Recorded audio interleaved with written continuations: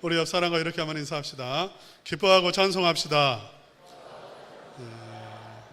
우리 성도님들은 사실 그렇습니다. 여러분이 어떤 상황 속에 있다 할지라도 기뻐하고 감사하고 찬송할 것밖에 없습니다.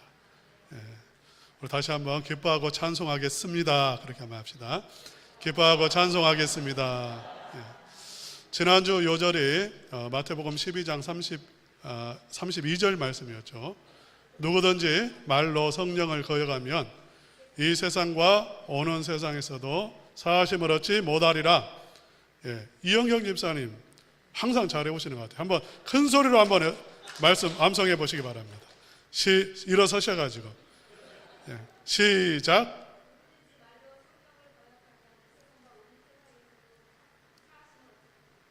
아멘, 할렐루야. 참 아름답습니다. 암송하는 것이 아름답습니다.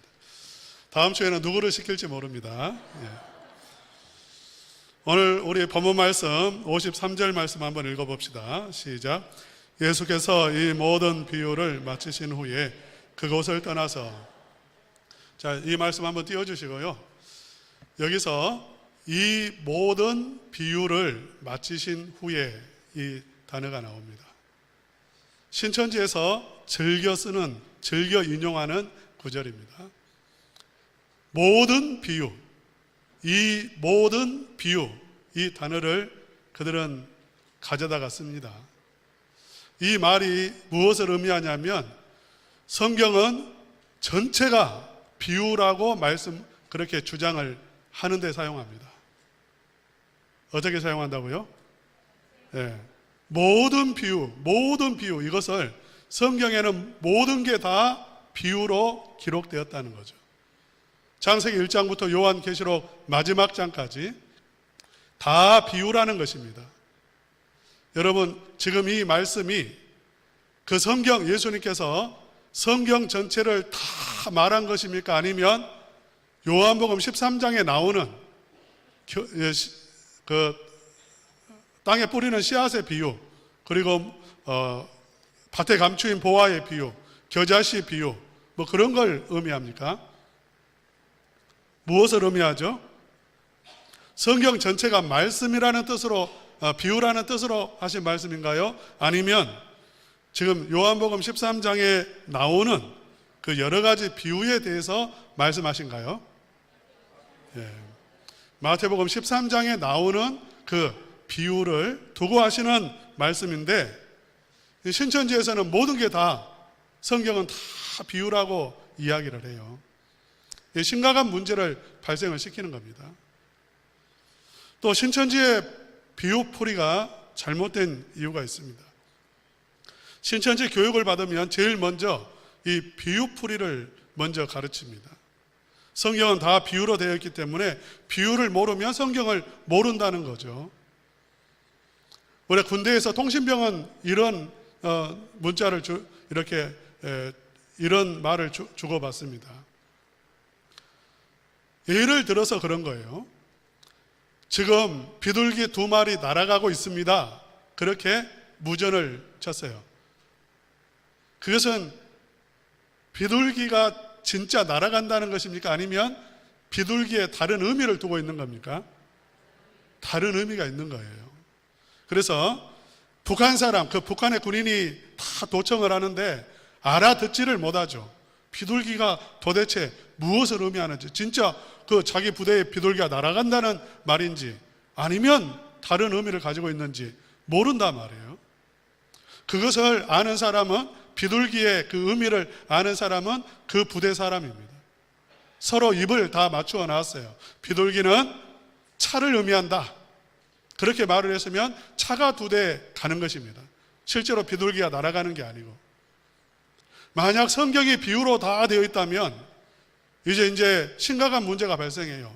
우리 같은 사람은 100번, 10,000번을 읽어도 우리는 의미를 알 수가 없습니다. 마치 비둘기라고 하는 2마리 날아간다는 이 문구를 10,000번을 읽어도 그 비둘기가 뭔지 몰라요.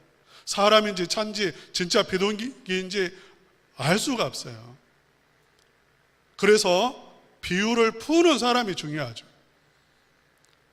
신천지에서는 이만희만이 비유를 푼다고 말을 합니다. 근데 솔직하게 이만희가 푼 것도 아니에요. 이미 이단들은 예전부터, 옛날부터, 몇백 년 전부터 이런 그 비유풀이를 해왔어요. 몰라서 우리가 그것을 쓰지 않는 게 아닙니다. 신천지의 비유풀이는 잘못됐어요. 제가 지금 오늘 설교에 들어가기 전에 잠깐 말씀을 드리는 것은 여러분이 꼭 아셔야 되기 때문에 그렇습니다. 신천지의 미혹이 강하기 때문에 그렇습니다. 신천지에서는 말씀을 씨앗으로, 씨를 말씀으로 풉니다. 그래서 창세기부터 나오는 씨는 다 말씀이에요. 거기다 말씀을 집어넣습니다. 이게 잘못된 것입니다. 마태복음 13장에 나오는 씨가 말씀을 의미합니다. 그러나 그 씨가 말씀만을 의미하는 게 아니에요. 이 마태복음 13장 안에서도 씨가 다른 의미를 가지고 있기도 합니다. 하나님의 아들을 의미하기도 해요. 밭이 사람의 마음을 의미하기도 하지만 세상을 의미하기도 합니다. 그런데 신천지에서는 그냥 딱 그 하나의 의미만을 가지고 성경 전체를 이제 해석을 하는 거예요. 씨가 사람의 자손을 의미하기도 하고 실제로 식물을 의미할 때도 있었고 교회를 의미하기도 하고 성령을 의미하기도 해요. 성경에 보면. 그런데 다 그게 말씀으로 해석을 해버리면 문제가 발생을 하는 거죠.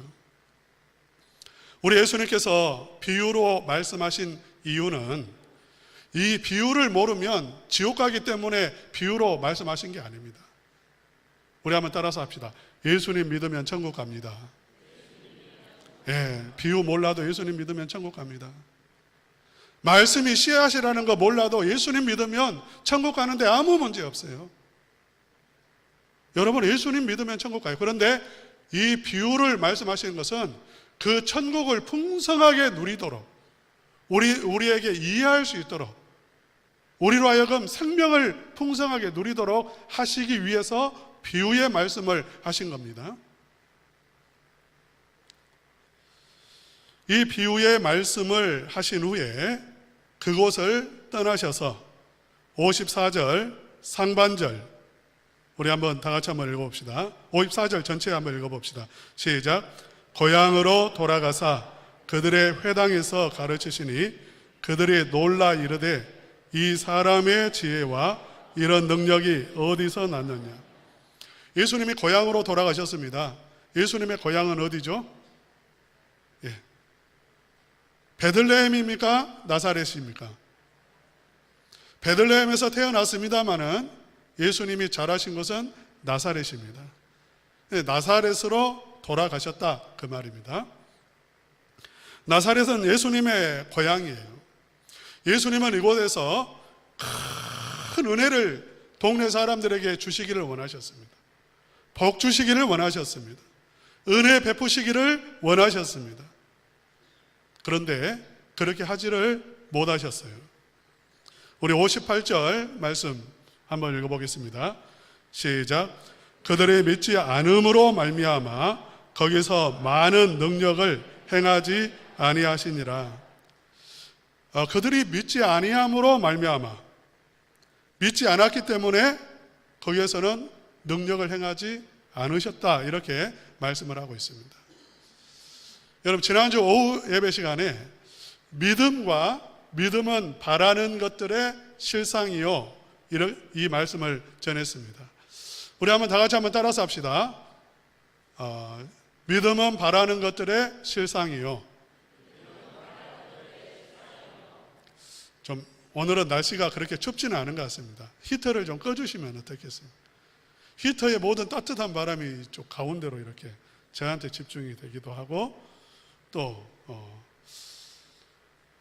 벌써 이렇게 시작도 안 했는데 주무시려고 하시는 분도 계시고요. 히터를 다 꺼주시면 좋겠어요. 믿음은 무엇이죠? 바라는 것들의 실상이다 이 말씀을 드렸습니다. 믿음과 바라는 것과 실상이 나왔어요. 실상은 뭐라고 했죠? 실상이 뭡니까? 실상은 진리입니다. 진짜입니다. 진짜가 무엇인가?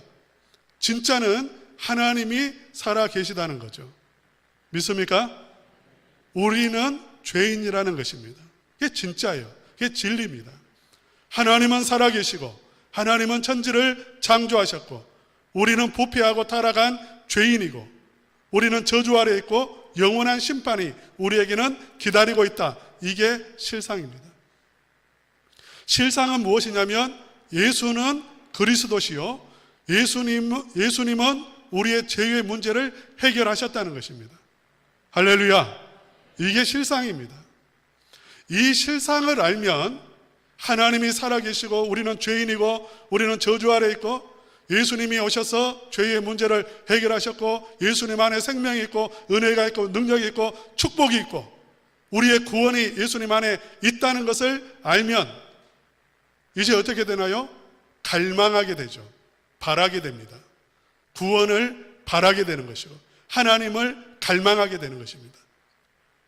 그러니까 믿음은 실상을 알게 되고 실상을 아는 순간 갈망하게 된다는 거죠.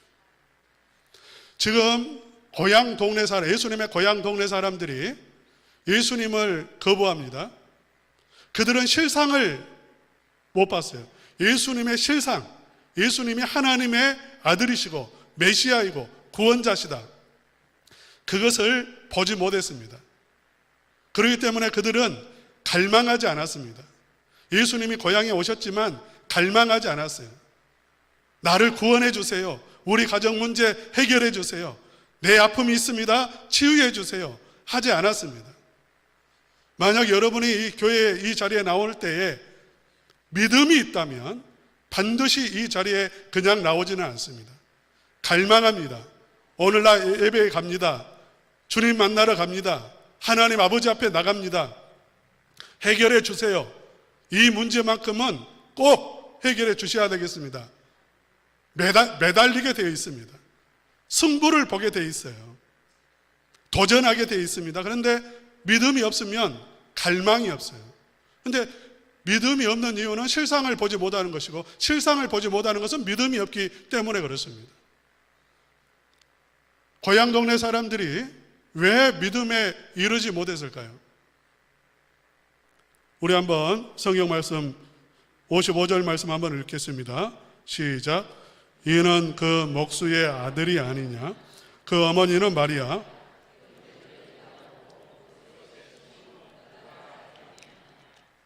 (56절도) 한번 읽겠습니다. 시작.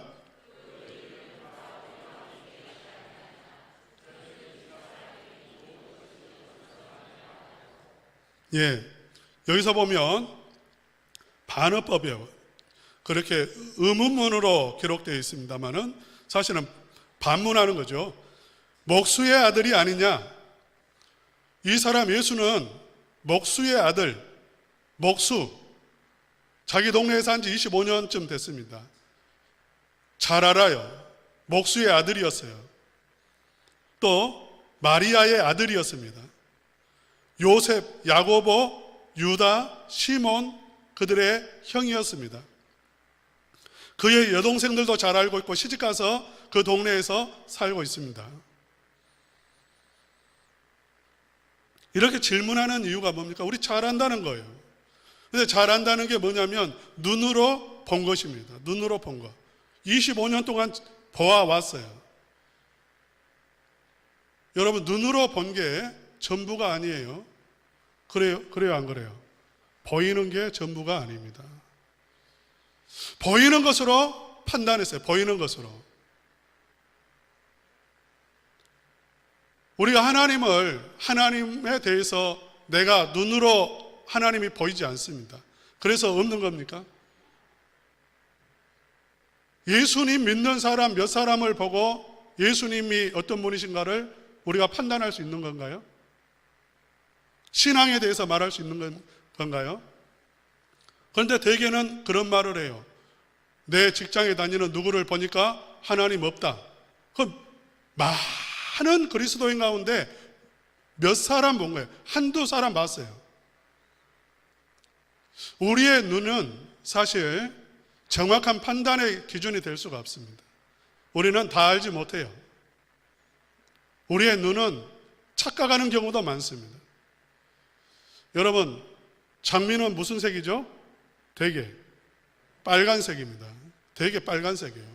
뭐 다른 색의 장미도 있습니다. 정말 빨간색일까요? 우리 눈에 빨간색으로 보이는 거예요. 우리 눈에. 여러분, 꿀벌의 눈에 장미는 무슨 색일까요? 검정색입니다. 검정색이에요. 다른 동물의 눈에 볼 때에는 또 다른 색이에요. 우리가 보는 것은 적외선도 못 보고 자외선도 못 보고 X선도 못 보고 다른 광선을 보지 못해요.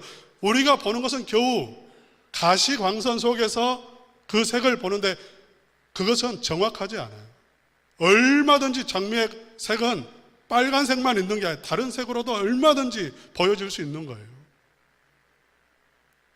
우리가 사람에 대해서 평가할 때 내가 잠깐 몇 가지 아는 거, 내가 경험한 거, 눈으로 본 거, 그거 가지고 그 사람을 판단한다면 그건 아주 잘못된 거예요.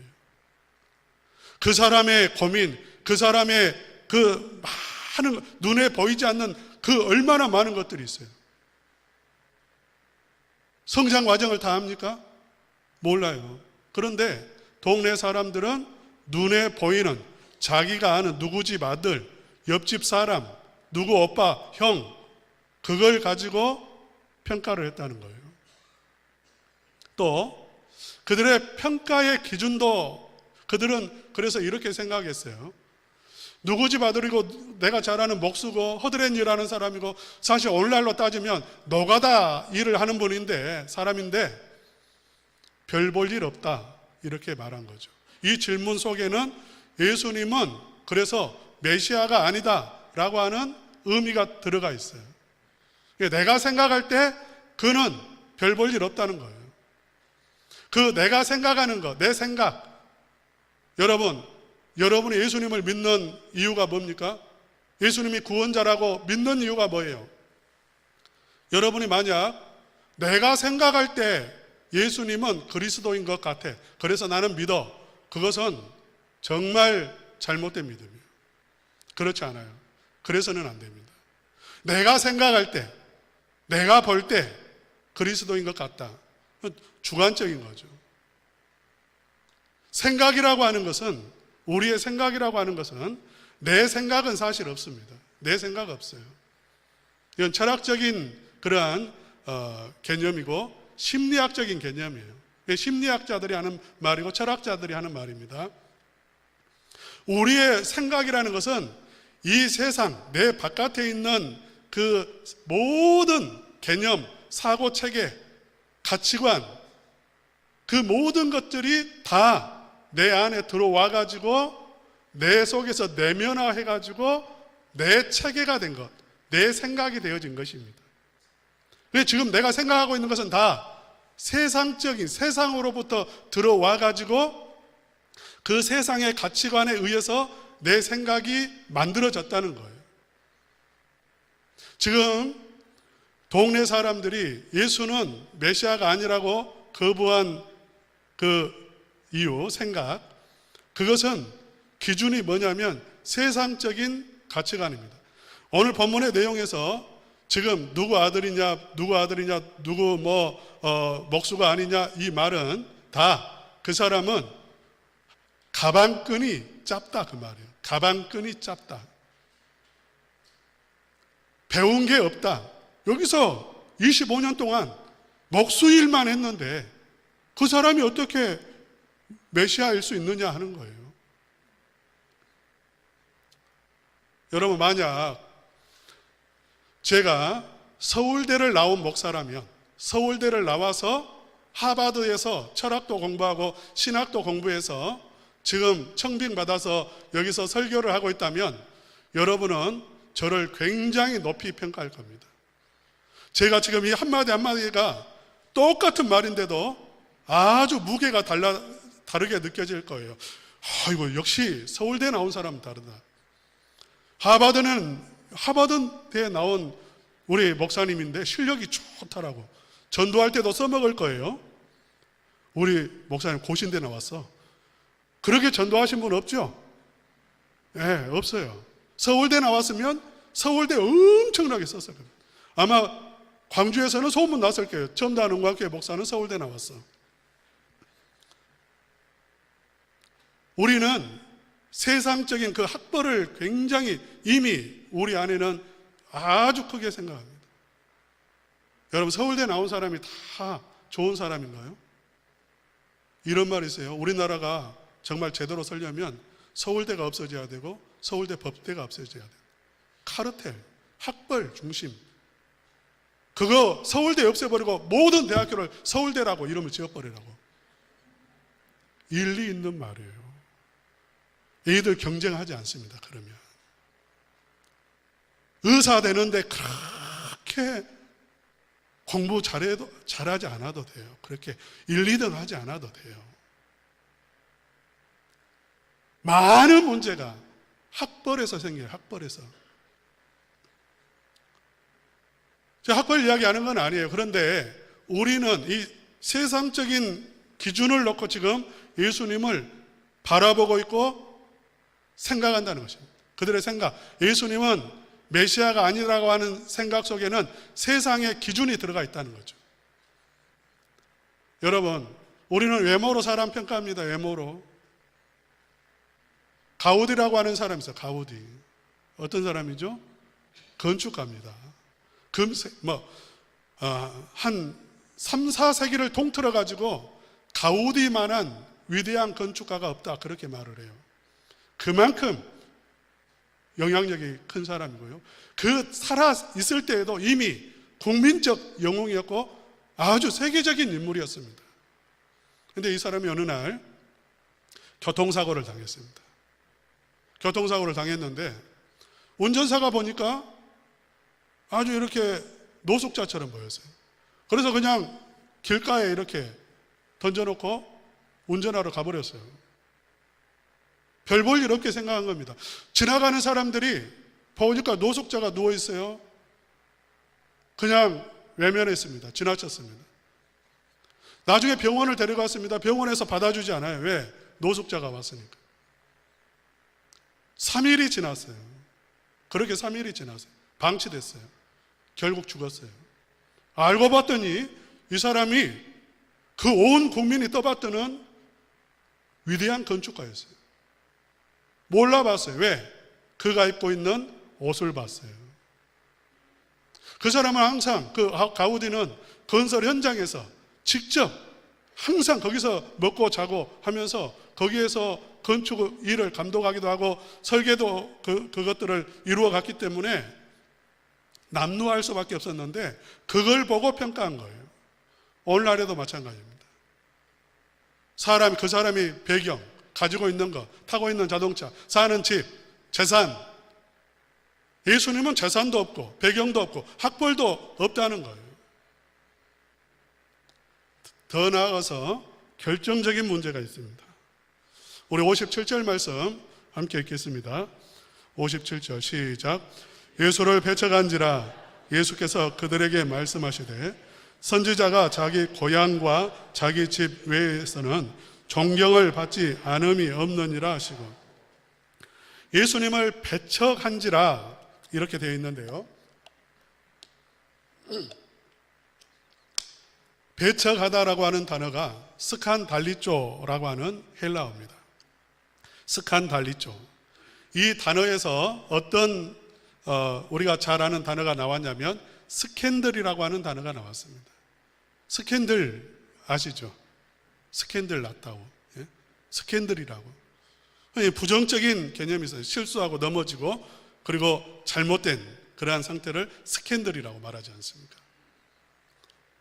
이 의미 속에 무엇이 들어가 있냐면 걸려 넘어진 거예요. 지금 이 배척했다는 말은 넘어져 버렸다는 것입니다. 믿음에 이르지 못하고 넘어져 버렸어요. 그런데 넘어진 이유는 뭐냐면 뭔가 아주 이렇게 스캔들 같은 아주 이렇게 좀 안 좋은 어떤 그 마음의 상태가 있는 거예요. 고향 사람들이 예수님을 배척한 이유는 사실 눈에 보이는 것으로 판단하기도 했고 세상의 기준을 갖다 들이대기도 했지만 근본적인 이유가 있습니다. 그게 뭐냐면 그들의 마음이 부패했다는 것입니다. 마음이 그들의 생각 이전에 마음속에 이미 마음이 틀어져 있는 거예요. 틀어져. 같은 동네 사람이에요. 친구입니다. 이웃집 아들입니다. 오빠입니다. 나보다 잘난 것은 싫어요. 나보다 잘 나가는 것은 싫어요. 우리 사람 사이에는 시기심과 질투심이 있습니다. 남을 인정하지 않습니다. 남을 인정하지 않는 마음이 있어요. 비교의식이 있습니다. 질투심이 있습니다. 마음이 꼬여 있어요. 하나님에 대해서도 마찬가지예요. 우리는 하나님에게 내 마음을 드리는 것, 내 주인의 자리를 내어드리는 것, 하나님을 섬기는 것, 하나님의 종이 되는 것, 우리는 거부합니다. 마음이 꼬여 있는 상태. 그러니까 받아들이지를 못하는 거죠. 가까운 사이일수록 그렇습니다. 가까운 사이일수록. 여러분, 우리 인간의 마음은 꼬여 있어요. 여러분, 아내라는 뜻이 뭔가요? 아내. 정확한 의미는 모르겠습니다만은, 이렇게 말풀이를 좋아하는 사람은 이렇게 말을 하더라고요. 내 안에 태양이 아내다. 맞습니까? 틀립니까? 예. 내 안에 있는 태양이에요. 아내는. 맞아요? 틀려요? 얼마나 아내가 귀합니까? 저 이 말하면서 좀 부끄럽습니다만은, 제가 잘하지 못하기 때문에 뉘우치는 마음으로 합니다만은, 여러분, 노년이 되어 갈수록 아내가 있다는 것 정말 큰 축복입니다.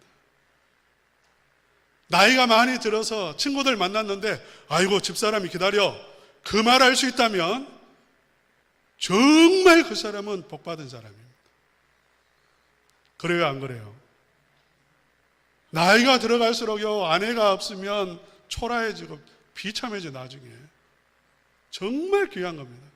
아내입니다. 아내. 내 안에 있는 태양이에요.